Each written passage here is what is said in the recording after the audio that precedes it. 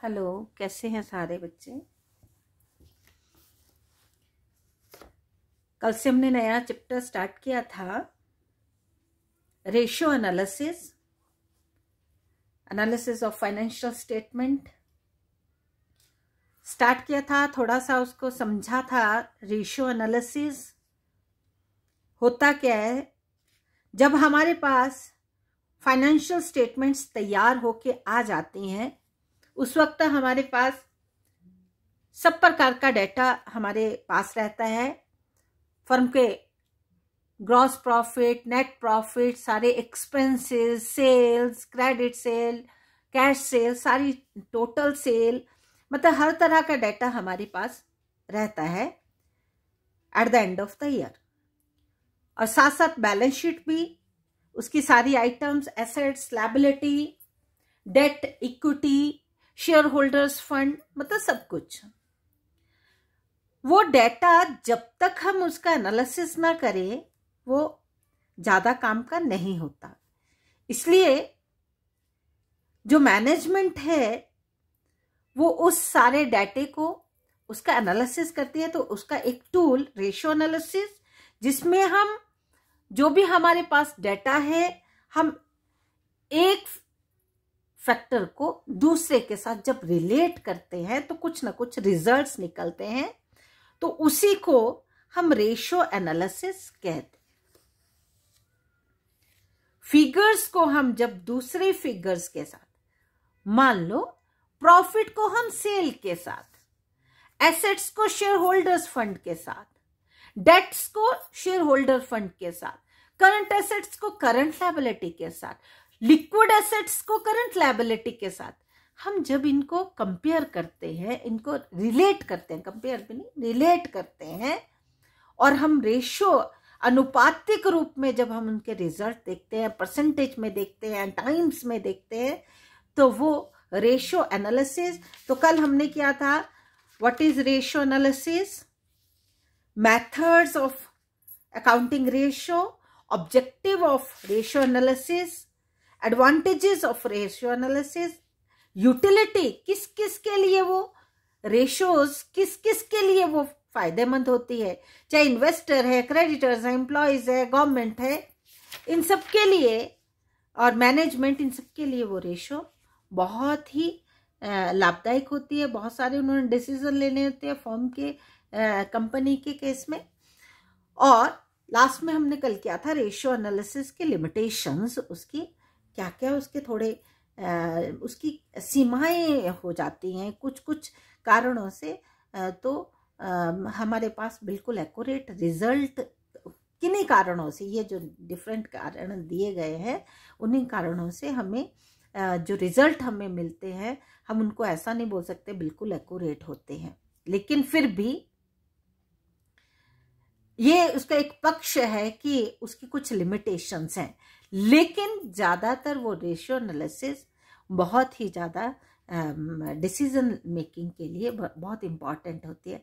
तो आज हमने एक छोटा सा करना है इंटरप्रिटेशन, और उसके बाद क्लासिफिकेशन ऑफ रेशियोज हम देखेंगे। इंटरप्रिटेशन, मान लो हमारे पास पहले फाइनेंशियल स्टेटमेंट्स, हमारे पास वो सारी फिगर्स आ गई, एब्सोल्यूट फिगर्स आ गई, लेकिन केवल और केवल वो फिगर हमारे लिए सफिशिएंट नहीं थी। हमने उसका एनालिसिस किया, एनालिसिस में भी हमने कैलकुलेशन की, हमने ये रेशो निकाल ली, हमने दूसरी रेशो निकाल ली, हमने सोल्वेंसी रेशो निकाल ली, हमने लिक्विडिटी रेशो, हमने एक्टिविटी रेशो निकाल ली, डिफरेंट रेशोस निकाल ली, प्रॉफिटेबिलिटी रेशो निकाल ली। तो बस वो भी एक तरह की हमारे पास फिगर्स आ जाएंगी। तो क्या वो सफिशिएंट है? नहीं। उसके बाद जो काम चलता है उनकी इंटरप्रिटेशन करना। और इंटरप्रिटेशन कौन करता है? जो विश्लेषक होते हैं, एनालिस्ट जो होते हैं, वो उसकी सारी इंटरप्रिटेशन करते हैं। तो उसके लिए बहुत ही ज्यादा उनको स्किलफुल होना, उनको इंटेलिजेंट होना पड़ता है, और दूरदर्शी, फार साइटेडनेस उनकी बहुत स्ट्रांग होनी चाहिए। तो उसके लिए मतलब अब हमारे पास जब कैलकुलेशन हो गई, तो उसके बाद अब हमने इंटरप्रिटेशन करनी है। तो डिफरेंट जो भी तरीके हैं, तो हम देखेंगे। नंबर 1 था single ratio. Single ratio for example हम स्टॉक टर्नओवर रेशो निकाली या हमने करंट रेशो निकाली। तो करंट रेशो निकालने के बाद एक सिंगल रेशो है current ratio, current asset upon current liability. तो वो सिंगल रेशो हमें क्या बता रही है, बहुत बहुत ज्यादा वो जो सिंगल रेशो होती है वो बहुत मीनिंगफुल जो हमें जो चाहिए होता है, वो एक रेशो अकेली बहुत कुछ नहीं बता पाती।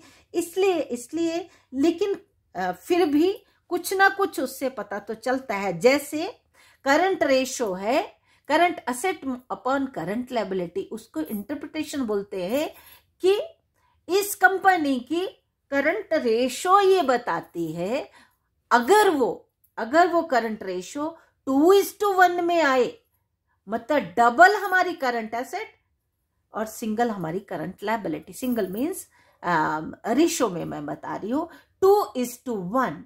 अगर करंट एसेट हमारी 80,000 है, करंट लायबिलिटी हमारी 40,000 है, तो हम क्या रेशो निकली 2:1। तो वहां पे जो रूल ऑफ थंब जो बहुत जो हमारे ये स्कॉलर्स होते हैं, मैनेजमेंट साइड के जो लोग होते हैं, उन्होंने बहुत एक्सपीरियंस के बाद उन्होंने उसको प्रूव किया होता है कि करंट रेशियो 2:1 उसका रूल ऑफ थंब है। और उसको रूल ऑफ थंब जब हम बना देते हैं तो मतलब उसके आसपास जब रेशियो निकलती है तो वो इंटरप्रेट करते हैं कि हमारी एसेट सफिशिएंट है हमारी लायबिलिटीज को पे करने के लिए। तो सिंगल यूज ये बताता है, सिंगल रेशियो ये बताती है। लेकिन अगर नेक्स्ट हमने देखना है ग्रुप रेशो, तो बोलते हैं कि सिंगल रेशो सफिशिएंट नहीं होती। जब हम उसके साथ की रेशोज को भी कैलकुलेट करते हैं तो हम उसको बहुत अच्छे से इंटरप्रेट कर सकते हैं। जैसे करंट रेशो अकेली सफिशिएंट ना होके अगर उसके साथ हमारी लिक्विड रेशो भी आ जाए, जिसका रूल ऑफ थंब है 1:1। लिक्विड रेशो क्या बोलती है कि अगर हमें अपनी करंट लायबिलिटीज को एकदम पे करना पड़ता है तो हमारे पास ऐसी लिक्विड एसेट्स होनी चाहिए जिसको हम एकदम मार्केट में जैसे हम उसको मनी में कन्वर्ट करके हम उनको पे कर सके।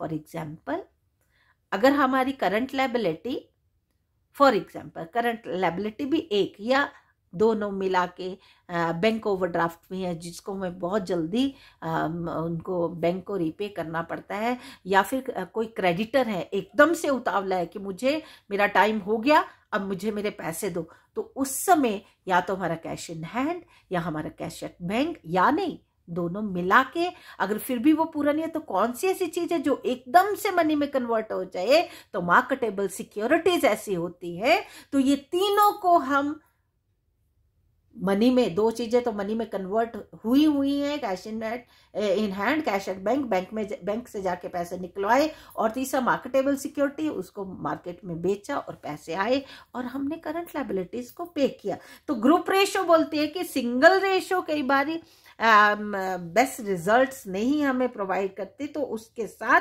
उसकी जो ग्रुप उसके साथ लगती और भी जो रेशोज होती हैं, जैसे current ratio plus liquid ratio, अगर ये दोनों हम कैलकुलेट करते हैं तो हमारी इंटरप्रिटेशन हम देख सकते हैं कि नहीं हमारी फर्म की स्थिति अच्छी है।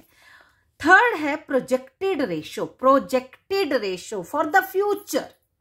प्रोजेक्टेड रेशो मतलब जब हम बजट बनाते हैं, और ये बजटरी कंट्रोल में यूज होती है, और बजट बनाते हैं तो उस वक्त हम अगर कोई फ्यूचर के लिए, जैसे projected financial statement are usually drawn ratio calculated on the basis of projected financial statement, कि आने वाले समय में हमारा प्रॉफिट, फॉर एग्जाम्पल हमारा नेट प्रॉफिट इस बार अगर 1 करोड़ है तो नेक्स्ट ईयर 1,20 लाख तक हमारा प्रॉफिट होना चाहिए। प्रोजेक्टेड फाइनेंशियल स्टेटमेंट, उस बेस पे जब हम रेशियो कैलकुलेट करते हैं तो वो क्या बन जाते हैं, एक स्टैंडर्ड बन जाते हैं।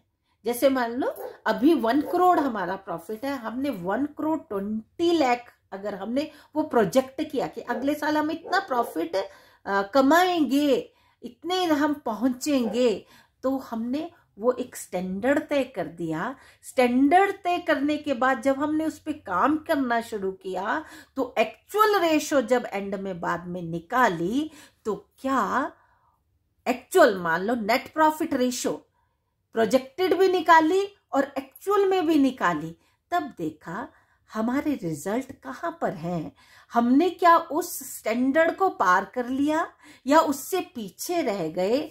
तो क्यों पीछे रह गए? तो ये कंट्रोलिंग जो हमने अपने उसमें भी किया है, बिजनेस स्टडी में भी किया है, तो कंट्रोलिंग वाला फैक्टर यहाँ पे लगा कि एक्चुअल को स्टैंडर्ड से कंपेयर करने के बाद हमारे रिजल्ट कहाँ है। अगर हम उसको अच्छे से हम उसको क्रॉस कर गए या वहां तक पहुंच गए तब तो बेस्ट, लेकिन अगर नहीं पहुंच पाए तो क्या रीजन रहे, तो हम उन रीजंस को ढूंढते हैं और करेक्टिव एक्शंस हम लेते हैं। तो प्रोजेक्टेड रेशो भी इसमें कैलकुलेट की जाती है रेशो एनालिसिस में, और उसकी इंटरप्रिटेशन ऐसे है कि हम स्टैंडर्ड को एक्चुअल के साथ कंपेयर करने के बाद जो वेरिएंसेस है ना, जो गैप्स हमें दिखते हैं पॉजिटिव और नेगेटिव है तो करेक्टिव एक्शन हमें लेने पड़ते हैं। और नेक्स्ट है हिस्टोरिकल कंपैरिजन।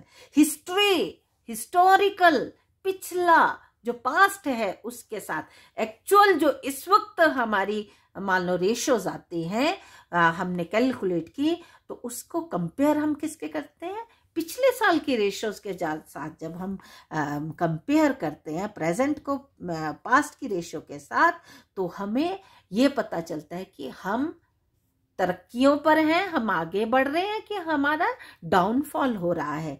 तो उससे भी फर्म की जो पोजीशन है उसको हम सुधारने के लिए कोई बेस्ट स्टेप ले सकते हैं। हिस्टोरिकल कंपैरिजन ये बोलता है। और inter firm comparison, inter firm, एक फर्म का दूसरी फर्म के साथ, लेकिन ये कंपैरिजन भी हो सकता है जब हमारी मेथडोलॉजी, हमारे डिफरेंट अकाउंटिंग मेथड्स हम एक से यूज करते हो, हम जैसे डेप्रिसिएशन का हम एक सा मेथड यूज करते हो, तब हमारे रिजल्ट उनके रिजल्ट्स बराबर आ सकते हैं। बराबर इन द सेंस हम कंपैरिजन के लिए, हाँ बराबर तो कोई कम होगा कोई ज्यादा होगा, लेकिन जो हम दोनों के इंडिविजुअल जो रिजल्ट्स हैं वो एक से मेथड होने के कारण एक से होंगे, और फिर उसको हम क्या करते हैं, उनका कंपैरिजन करते हैं। Ratio of one firm can also be compared with the ratio of another